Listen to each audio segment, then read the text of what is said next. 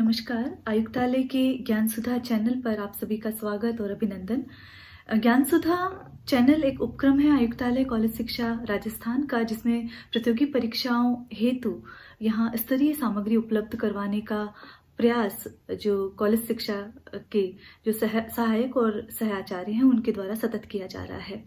इसी संदर्भ में हम बात कर रहे हैं हिंदी भाषा, साहित्य और काव्य शास्त्र पर, और जिन विषयों को हम ले रहे हैं वो हिंदी भाषा संबंधित हमने बात कर ली है कि किस प्रकार भारतीय आर्य भाषाओं का विकास हुआ, और उस क्रम में हमने जाना कि प्राचीन भारतीय आर्य भाषा, मध्यकालीन भारतीय आर्य भाषा और आधुनिक भारतीय आर्य भाषाओं का विकास किस प्रकार होता है। इसी कड़ी में आज हम जानेंगे कि साहित्यिक हिंदी के रूप में खड़ी बोली हिंदी का उदय और विकास किस तरह होता है।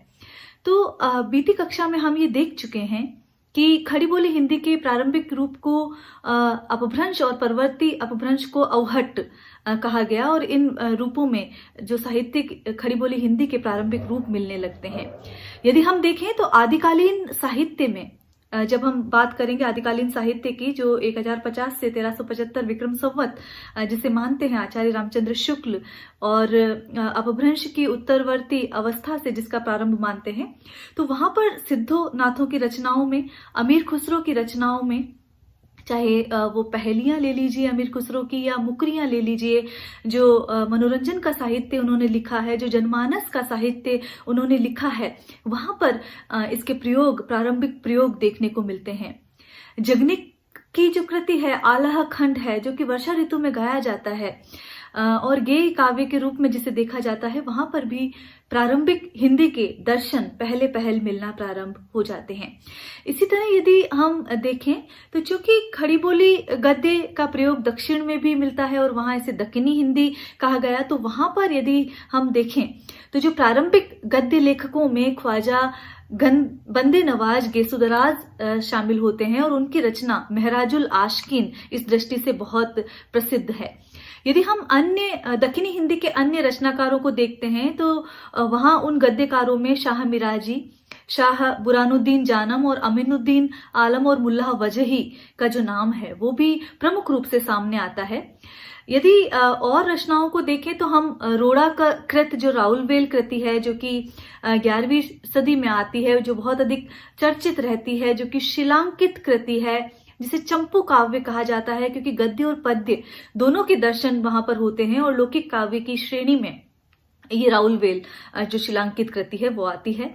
इसी तरह अफजल की जो विकट कहानी है 12 मासा पद्धति पर जो आधारित है, और रहीम की जो मदनाष्टक जो 16वीं शताब्दी में जो रचना आती है, आलम की सुदामा चरित 16वीं शताब्दी में, ऐसी रचनाओं में भी खड़ी बोली के जो प्रारंभिक रूप के जो दर्शन हैं वो यत्र तत्र होने लगते हैं। यदि हम उत्तरी भारत की बात करें, दक्षिणी भारत की तो हमने बात की, तो वहां ख्वाजा बंदे नवाज गेसुदराज जो प्रथम रचनाकार के रूप में आते हैं। लेकिन यदि हम उत्तर भारत की खड़ी बोली के प्रथम गद्यकार को यदि हम देखें तो वो अकबर के समय के जो दरबारी कवि, उनके गंग कवि जो हुए हैं, और उनकी रचना गद्य रचना है चंद छंद बरनन की महिमा। तो ये इसमें भी खड़ी बोली गद्य के आरंभिक रूप के दर्शन होते हैं।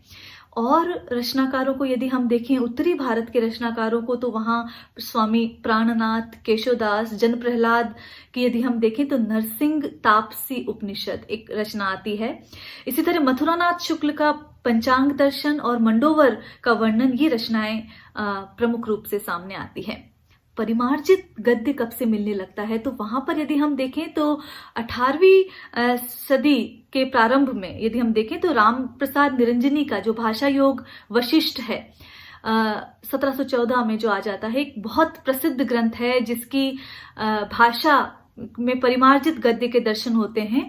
और इसी बात को सहमति प्रदान करते हैं आचार्य रामचंद्र शुक्ल, जो कि हिंदी के वैज्ञानिक आलोचक हुए हैं, और उन्होंने हिंदी साहित्य का इतिहास लिखा है, जो कि सर्वमान्य भी हुआ बहुत सारे संदर्भों में। तो वहां पर आचार्य शुक्ल ये कहते हैं कि वो निरंजनी को हिंदी का प्रथम प्रौढ़ लेखक मानते हैं। ये प्रश्न बहुत अधिक बार पूछा गया है। आचार्य शुक्ल के अनुसार हिंदी का जो प्रौढ़ लेखक कौन है, तो वो राम प्रसाद निरंजनी है और उनकी रचना भाषा योग वशिष्ठ है, जो कि 1714 में सामने आती है। इसी तरह यदि हम देखें तो हिंदी गद्य के प्रचार प्रसार में जैसा कि हम जानते हैं कि फोर्ट विलियम कॉलेज का महत्वपूर्ण योगदान रहा है, जो 1800 ईस्वी में जिसकी स्थापना होती है।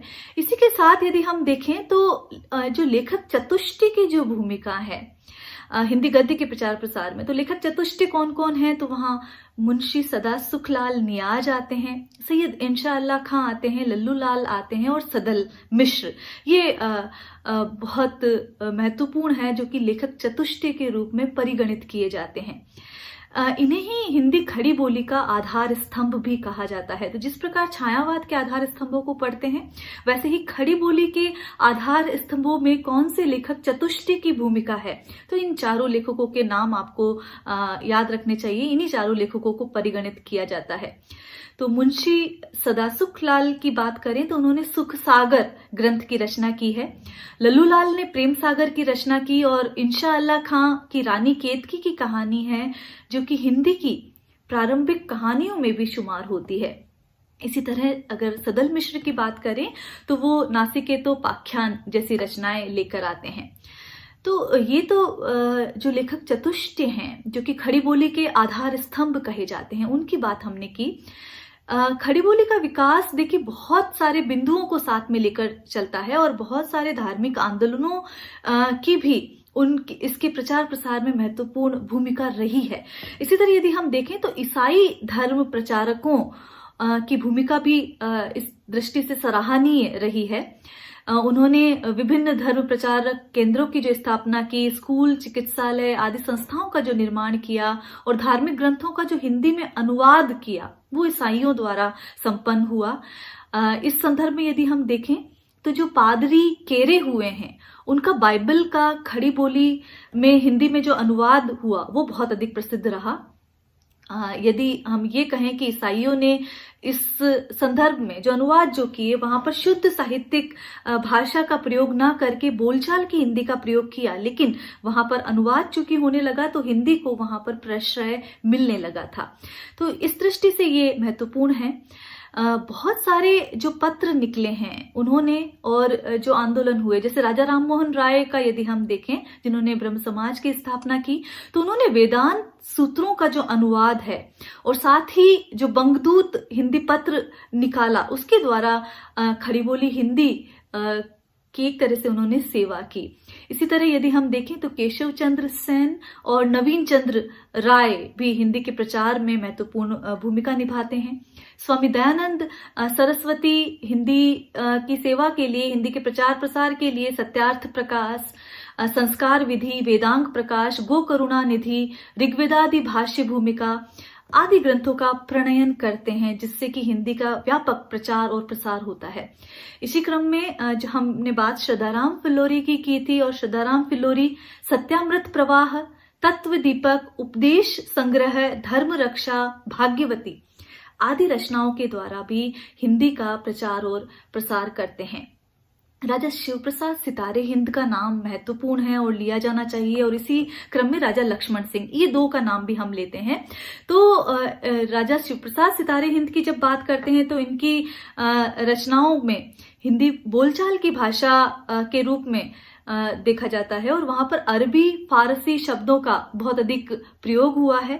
इनकी रचनाएं यदि हम देखें तो भूगोल हस्तामलक, बाबा मनरंजन, विद्यांकुर, आलसियों का कोड़ा आदि रचनाएं व्यवहारिक हिंदी भाषा की जो झलक वहां पर, जो दर्शन जो है वहां पर होता है।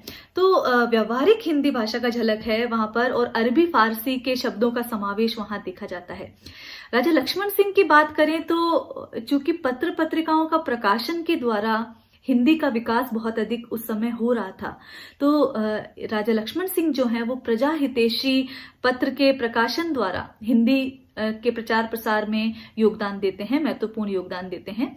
इसी तरह वो मेघदूत, जो कालिदास के जो रचनाएं हैं, मेघदूत और रघुवंश, उनका वो पद्यानुवाद करते हैं, और शकुंतला का गद्यानुवाद भी करके वो हिंदी के प्रचार प्रसार में योगदान देते हैं। तो हिंदी का प्रचार प्रसार बहुत सारे विषयों से हुआ है, बहुत सारी दृष्टियों से हुआ है, चाहे वो धार्मिक दृष्टि से कहें, समाज सुधार के आंदोलन जो राजा राम मोहन राय या स्वामी दयानंद सरस्वती या केशव चंद्र सेन, नवीन चंद्र राय चलाते हैं, उनके माध्यम से हुआ। हमने ये देखा कि राजा शिव प्रसाद सितारे हिंद और लक्ष्मण सिंह किस प्रकार करते हैं, और साथ ही जो लेखक चतुष्ट रहे हैं, जो आधार स्तंभ रहे हैं खड़ी बोली के, जो जिनमें हमने लल्लू लाल की बात की, हमने सदासुख लाल की बात की, हमने इंशाअल्लाह खां की बात की और सदल मिश्र की बात की। तो ये सभी महत्वपूर्ण भूमिका निभाते हैं। साथ ही पत्रकारिता का जो क्षेत्र है, विभिन्न जो पत्र पत्रिकाएं निकलना प्रारंभ हुई, वो भी हिंदी के प्रचार प्रसार में महत्वपूर्ण योगदान देती है। तो यदि हम पत्र पत्रिकाओं की बात करें तो पंडित जुगल किशोर जो शुक्ल है, जिसमें हमने पहले भी हम इनकी बात कर चुके हैं, जो कि उदंत मार्तंड हिंदी का जो पहला साप्ताहिक निकालते हैं, जो 1826 में निकलता है। बहुत बार इस पर प्रश्न पूछा जाता है। उगता हुआ सूर्य इसका अर्थ है, और लगभग 1 वर्ष तक इसका प्रकाशन होता रहा था। तो इसके माध्यम से भी वो हिंदी को व्यापकता देते हैं, और अन्य प्रमुख हिंदी समाचार, बहुत सारे समाचार पत्र निकलते हैं, चाहे हम बंगदूत की बात कर लें, हम चाहे प्रजामित्र की बात कर लें, हम बनारस अखबार की बात कर लें, जानदीप की बात कर लें, जगदीप भास्कर की बात कर लें, मालवा भास्कर की बात कर लें, बुद्धि प्रकाश, प्रजाहितेशी, समाचार सुधावर्षण, ये सारे जो पत्र निकलते थे, चाहे भारतेंदु की कवि वचन सुधा की ही बात कर लें, तो ये सारे ही पत्र हिंदी के प्रचार प्रसार में महत्वपूर्ण भूमिका निभाते हैं। और भारतेंदु हरिश्चंद्र की बात तो छूट ही नहीं सकती, क्योंकि भारतेंदु तो गद्य शैली और साथ ही अनेक विधाओं का जो प्रारंभ है, चाहे वो निबंध, नाटक, उपन्यास, जीवनी साहित्य, यात्रा वृतांत, इन सभी के माध्यम से इन परंपराओं का श्री गणेश करके वो हिंदी के प्रचार प्रसार में महत्वपूर्ण भूमिका का निर्वहन वे करते हैं। इसी क्रम में यदि हम देखें तो मैथिली शरण गुप्त जो है, वो साकेत उनकी जो रचना है, अयोध्या सिंह उपाध्याय का जो हिंदी खड़ी बोली का प्रथम रचना जो कहा जाए, वो प्रिय प्रवास पद्य रचना, वो महाकाव्य की श्रेणी में रखे जाते हैं। इसी तरह यदि हम देखें तो श्रीनिवास दास जो है परीक्षा गुरु की रचना करते हैं, ठाकुर जगमोहन सिंह जो है वो श्यामा स्वप्न की रचना करते हैं। तो ये सारे जो रचनाकार हैं वो खड़ी बोली हिंदी के प्रचार प्रसार में महत्वपूर्ण योगदान देते हैं। अब काव्य भाषा के रूप में खड़ी बोली का विकास करने में और कौन महत्वपूर्ण रहे हैं, तो वहां हम अमीर खुसरो का अलग से अध्ययन हम करते हैं। अमीर खुसरो जो है बहुत पहले आ जाते हैं, आदिकाल के समय सीमन में ही आ जाते हैं, और वो 1255 से 1324 उनका जो समय है, वहां पर वो काव्य भाषा के रूप में अपनाते हैं। खुसरो की पहेलियां ले लीजिए, मुकरियां ले लीजिए, मुकरियां मतलब मुकर जाना, किसी बात से मुकर जाना, तो वो वैसी रचनाएं करते हैं। दो सखुन की रचना करते हैं, ढकोसले, बिना किसी बात कोई रचना कर देना, ढकोसला रचना, जिसका कोई सीधा सीधा अर्थ यूं नहीं निकलता, कोई उद्देश्य परक नहीं नजर आता, वो ढकोसला है। ही जनमानस में बहुत अधिक प्रसिद्ध हुए। यद्यपि अरबी फारसी के लिए जाने जाते हैं अमीर खुसरो और विश्व कवि के रूप में जाने जाते हैं, लेकिन खड़ी बोली हिंदी का प्रयोग उन्होंने सर्वप्रथम किया। और मनोरंजन काव्य के रचयिता खुसरो को यदि हम यूं देखें तो भाषिक दृष्टि से उनकी रचनाएं बहुत अधिक महत्वपूर्ण बन जाती हैं। तो खुसरो की रचनाएं इस दृष्टि से महत्वपूर्ण हैं। आज हम बात करेंगे अब जो अभी तक हमने पढ़ लिया है, चाहे वो प्राचीन भारतीय आर्य भाषा हो, मध्यकालीन भारतीय आर्य भाषा हो या आधुनिक आर्य भाषाएं हैं, इनसे संबंधित जो प्रश्न नेट इत्यादि परीक्षाओं में पूछे गए हैं, उनका आज हम कुछ उन प्रश्नों को लेते हैं। तो पहला प्रश्न जो कि कीर्तिलता किस भाषा की रचना है, दो प्रश्न यहाँ पर बनते हैं।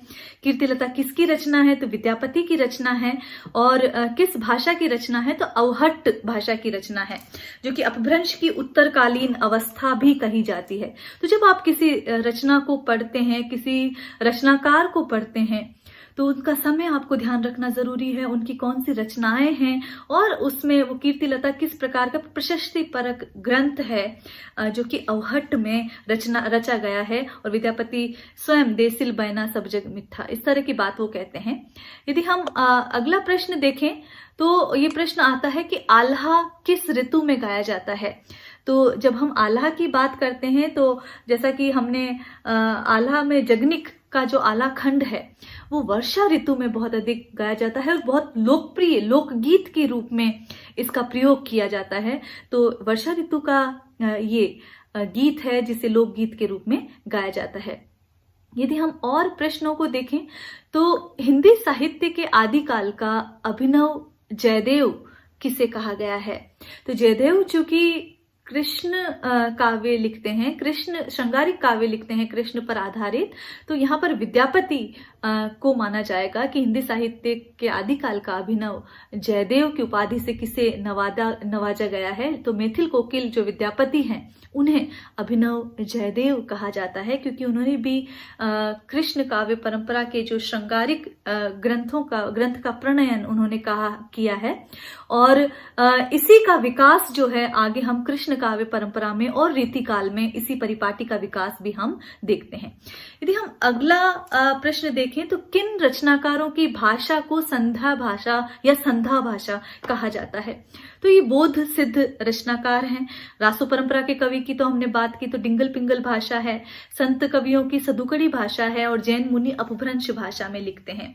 तो यहाँ पर जो बोध और सिद्ध हुए और उन्होंने जिन ग्रंथों का प्रणयन किया, चाहे 84 सिद्ध हो या नवनाथ हो, उनकी जो भाषा है उन्हें संध्या भाषा कहा गया है। आगे जब हम हिंदी साहित्य का आविर्भाव कब से हुआ, हिंदी साहित्य का आविर्भाव आचार्य शुक्ल कब से मानते हैं। तो आचार्य शुक्ल, जैसा कि हम जब आदिकाल को पढ़ेंगे तो हम देखेंगे तो प्राकृत की अंतिम अपभ्रंश अवस्था से आचार्य शुक्ल हिंदी साहित्य का आविर्भाव मानते हैं।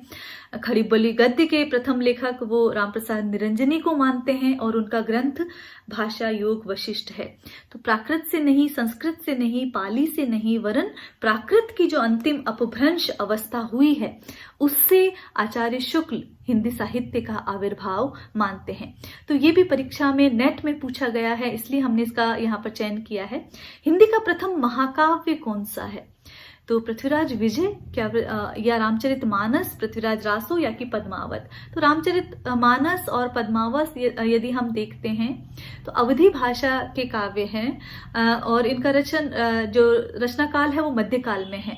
तो यहाँ पर पृथ्वीराज रासो जो है वो हिंदी के प्रथम महाकाव्य की श्रेणी में रखा जाता है। यद्यपि इसकी जो कौन सी जो प्रति है वो प्रामाणिक माना जाए, या कुछ ने इन्हें प्रामाणिक माना है, कुछ ने अप्रामाणिक माना है, लेकिन इसे प्रथम महाकाव्य में शुमार किया गया है। और जो चंद्रबरदाई कृत जो पृथ्वीराज रासो है उसका, जिसका कि डिंगल पिंगल शैली में जो लिखा गया है, उसे हिंदी का प्रथम महाकाव्य प्राप्त होने का दर्जा है। खालिक बारी किसकी रचना है। देखिए, खालिक बारी एक उर्दू फारसी शब्दों और हिंदी का भी शब्दकोश है जो कि गद्य पद्यमय शैली में लिखा गया है।